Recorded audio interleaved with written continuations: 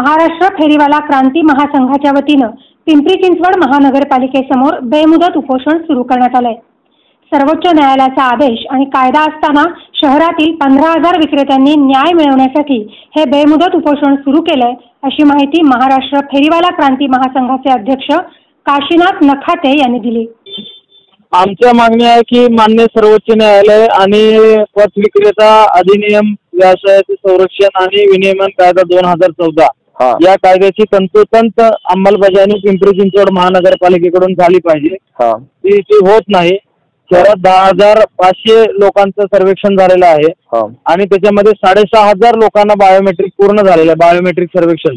तर त्या लोकांना ताबडतोब ओळखपत्र परवाने दिले पाहिजेत आणि उर्वरित जे ह्याच्यापासून वंचित आहेत, या वंचित असलेल्या लोकांचं परत सर्वेक्षण केलं पाहिजे।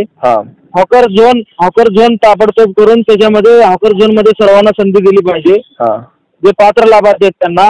आणि ह्याच्यासाठी हे कायदा जो झाला, कायदा आणि न्यायालयाचे निर्देश, त्याच्यासाठी समिती स्थापन केलेली आहे, शासनाची समिती, त्याला म्हणतात शेअर फेरीवाला समिती। त्या शेअर फेरीवाला समितीची बैठक दर महिन्याला किंवा 2 महिन्याच्या आतमध्ये होणं कायदेशीर बंधनकारक आहे।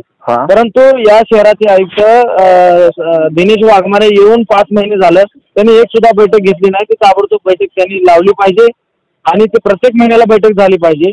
अशा अनेक मागण्यासाठी आम्ही उपोषणाला बसलेलो आहोत। याची आयुक्तांनी दखल घेतली उपोषणाची?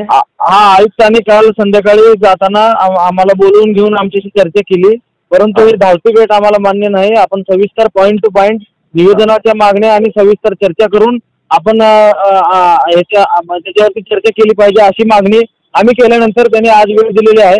आज परत आमची चर्चा होणारी आहे आणि समितीची बैठक पण ताबडतोब लावण्याचे त्यांनी आश्वासन दिलेलं आहे। ओके सर, धन्यवाद सर माहिती दिल्याबद्दल। ओके।